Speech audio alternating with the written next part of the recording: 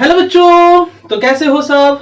बढ़िया एकदम। बच्चों, आज जो एक नए टॉपिक से हम लोग रूबरू होने वाले हैं, उस टॉपिक का नाम है नेटवर्क ऑफ रजिस्टर। बच्चों, ये बहुत ही हमारा इंटरेस्टिंग टॉपिक है करंट का। तो बच्चों, बातों को बहुत ही ध्यान से और लास्ट तक देखने का कोशिश करना। आओ बातों को स्टार्ट करते हैं, सीखते हैं, जानते हैं, समझते हैं। मैं शिवानंद त्रिपाठी और आपका प्यारा सा चैनल मेगिल कॉन्सेप्ट क्लासेस। हेडिंग लगाएंगे बच्चों, network of resistor. Networks of resistor, network of resistor, resistors. बच्चों, रजिस्टर्स का जाल। अब ये रजिस्टर के जाल जो हैं वो बेसिकली तीन भागों में हमारे फिजिक्स में बटे हुए हैं। कौन कौन है? सबसे पहला है सिंपल सीरीज या फिर पैरेलल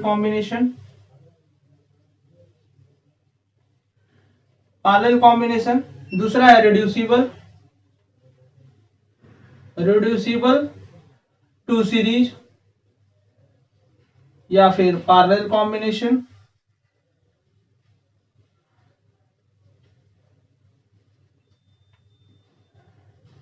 तीसरा है बच्चों कॉम्प्लेक्स नेटवर्क।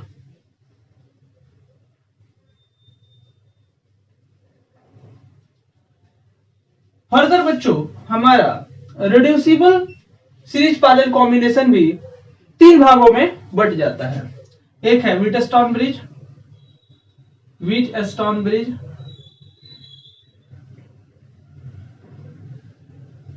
दूसरा है सिमेट्रिक सर्किट,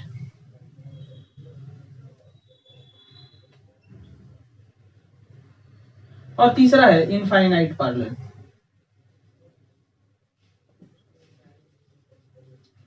बच्चों, हम इस चैप्टर को इसी ढंग से, इस टॉपिक को इसी ढंग से पढ़ने का कोशिश करेंगे और एक एक करके हम लोग बातों को कंप्लीट करेंगे। सबसे पहला आज का जो क्लास होगा हमारा सिंपल सीरीज पैरेलल कॉम्बिनेशन के ऊपर होगा। आगे हमारे जो लेक्चर्स आएंगे कम से कम 3 से 4, उनमें हम लोग इन सारे टॉपिक्स को, इन सारी बातों को भी सीखेंगे और जानेंगे और पूर्णतः कंप्लीट करने का कोशिश करेंगे। तो आओ बच्चों, सबसे पहले हम लोग सीरीज पैरेलल कॉम्बिनेशन को पढ़ते हैं, समझते हैं क्या है।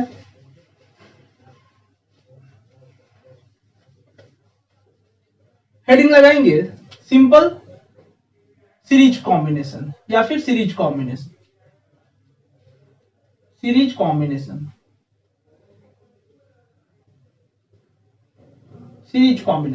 होता क्या है, जरा हम लोग इसको परिभाषा से पहले सीखेंगे।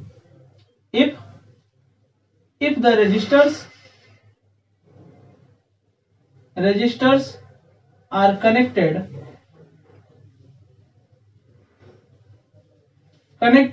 lengthwise as shown in figure,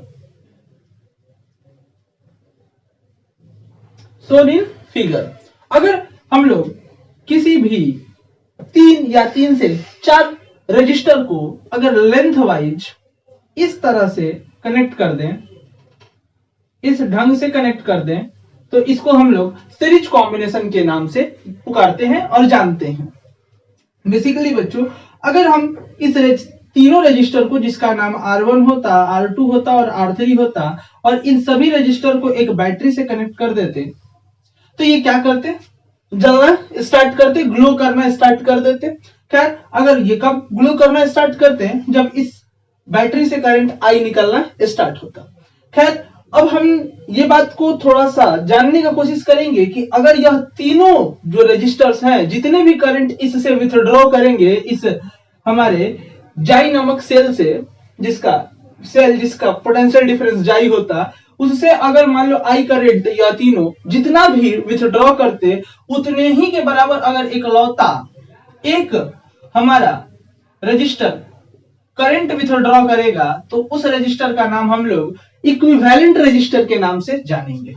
बस ये बात को याद रखेंगे। तो मतलब हम लोगों को इस टॉपिक में हम लोगों को इक्विवेलेंट रजिस्टर को जानना अति आवश्यक है। खैर, हम लोग जरा इसमें केवीएल लगाएंगे, किरचॉफ्स वोल्टेज लॉ, और देखते हैं क्या होता है। तो भाई केवीएल किरचॉफ्स वोल्टेज लॉ लगाएंगे तो क्या होता है किरचॉफ्स वोल्टेज लॉ में किरचॉफ सर ने क्या कहा था कि जितने भी क्लोज्ड लूप में रेजिस्टर्स होंगे, बैटरी होंगे, उन सभी का पोटेंशियल का सम 0 के बराबर होता है। तो जाई minus I into R1, I into R1 minus I into R2 minus I into R3 equal to 0। तो जाई इक्वल टू, ये माइनस में सारे इक्वल टू के उधर जाएंगे तो प्लस में, और आई सब में से कॉमन है, बाहर यहीं पे निकाल लेते हैं, आई into R1 plus R2 plus R3। ये हमारा बच्चों इक्वेशन नंबर 1 हो गया।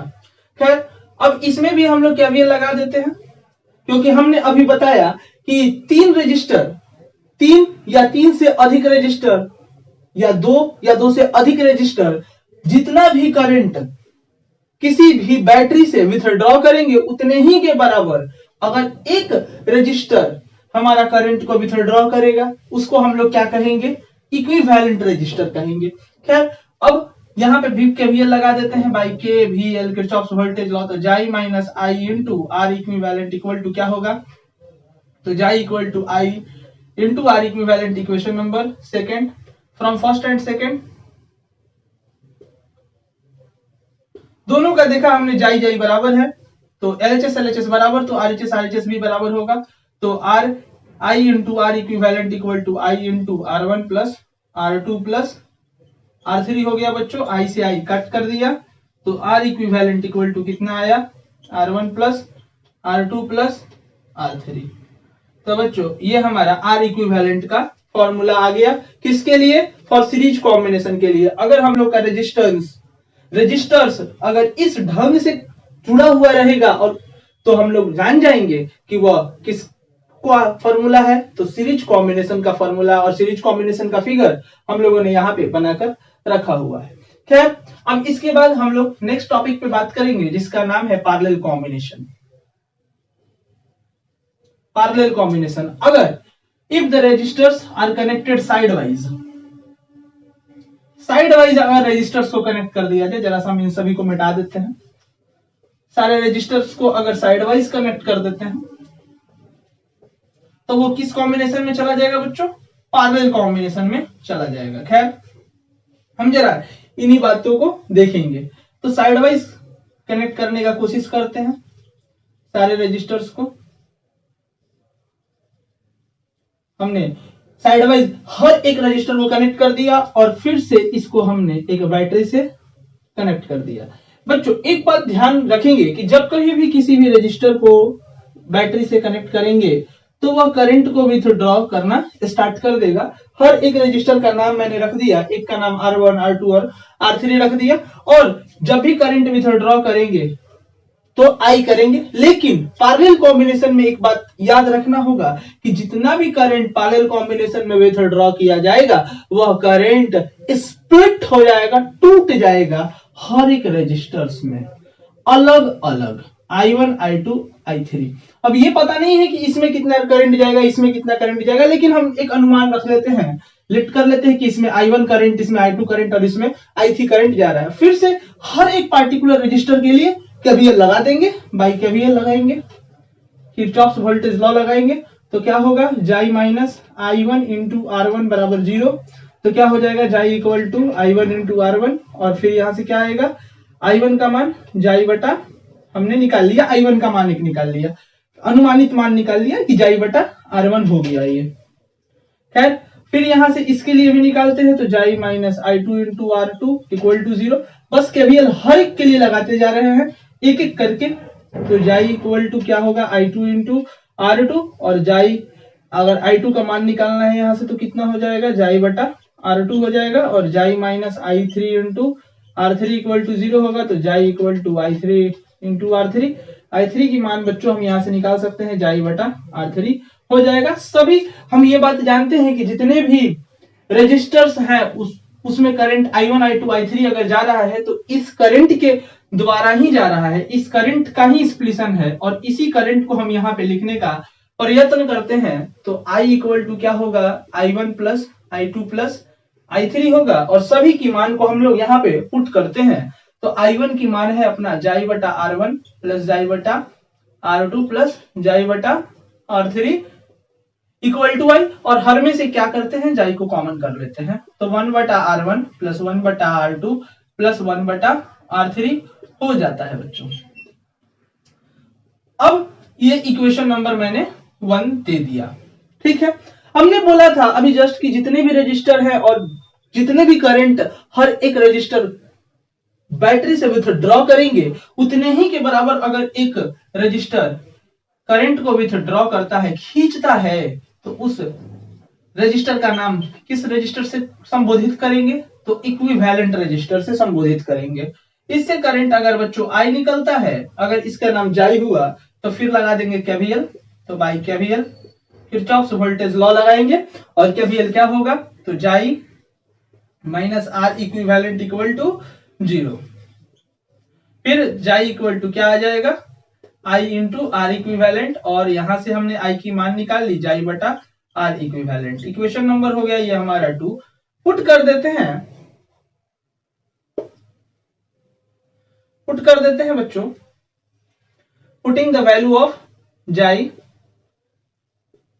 पुटिंग द वैल्यू ऑफ जाई, putting the value of I, sorry, value of I in equation first, in equation first में पुट कर देते हैं तो क्या होगा? जाई बट्टा आर इक्विवेलेंट इक्वल टू जाई into 1 by R1 plus 1 by R2 plus 1 by R3 होता है, और जाई से जाई कटता है तो आ जाएगा R equivalent equal to 1 by R1 plus 1 by R2 plus 1 by R3। इसे हम लोग बचपन में भी कर लिया है 10th क्लास में, यही फॉर्मूला को 10th क्लास में फिर से वही चीज को हम लोग एक बार रिकॉल, समझ लो रिकॉल ही कर लिए हैं। लेकिन रिकॉल करने के दौरान एक बात हमको यह भी जानना जरूरी है कि सर जितने भी हमारे रजिस्टर्स हैं उन सभी रजिस्टर्स में कितने कितने करंट जाएंगे, आज हम लोग वो भी सीखेंगे। तो आओ बच्चों वो भी हम लोग सीखने का कोशिश करते हैं एक स्पेशल केस के साथ, एक स्पेशल केस के साथ हम लोग सीखने का कोशिश करते हैं।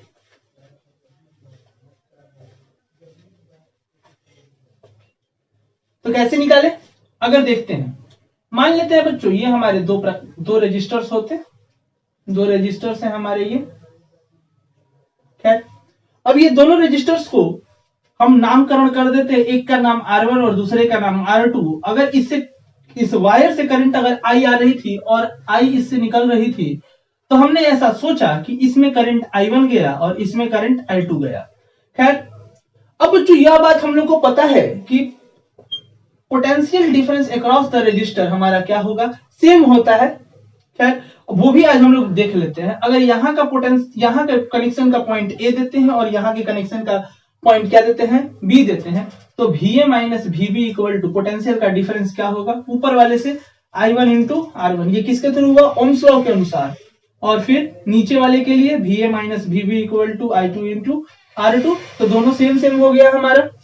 खैर अब LHS LHS सेम है तो RHS RHS भी तो सेम ही होगा। I1 into R1 equal to I2 into R2 हो गया, ये दोनों हमारे क्या हो गए? बराबर हो गए।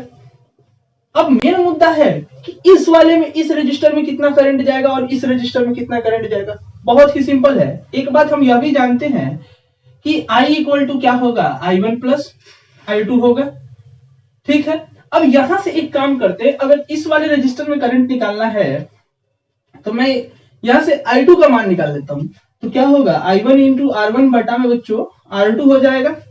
तो यहां से हमारा I2 का मान निकला और इसी I2 का मान इस इक्वेशन में पुट कर देते हैं, तो I2 इक्वल टू क्या होगा? I1 plus I1 into R1 बटा में R2। एलसीएम लेते हैं, एलसीएम लेते हैं तो कितना हो जाएगा? I equal to I1 into R2 plus I1 into R1 बटा में R2 हो जाएगा। दोनों में से हमने देखा I1 कॉमन है, R1 प्लस R2 बटा में हो गया R2। करंट I है हमारा।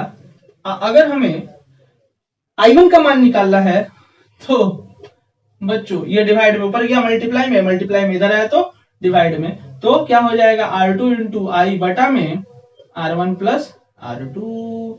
तो ये हमारा करंट निकल गया। अगर बच्चों हमारे ऊपर वाले रजिस्टर में हमको करंट चाहिए कि ऊपर वाले रजिस्टर से फर्स्ट रेजिस्टेंस में कितना करंट जा रहा है, तो बोलेंगे R1 इंटू I बटा में R1 प्लस R2। अगर सेकंड वाले में मतलब R2 वाले में कितना करंट जा रहा है वो कैसे निकालेंगे? तो सिंपल भाषा है कि I2 इक्वल टू अभी देखा I1 में करंट निकालना था तो R2 को मल्टीप्लाई किया था I के साथ। अगर हमको इसमें निकालना है तो R1 को मल्टीप्लाई कर देंगे, R1 इंटू आई बटा R1 प्लस R2। कितना आसान था। ये वाले फॉर्मूला को फिर से इसमें पुट करेंगे तो सेम फॉर्मूला ये वाला आ जाएगा। ये मैंने शॉर्ट में निकाल दिया। तो बच्चों आज के लिए इतना ही, तब तक के लिए धन्यवाद।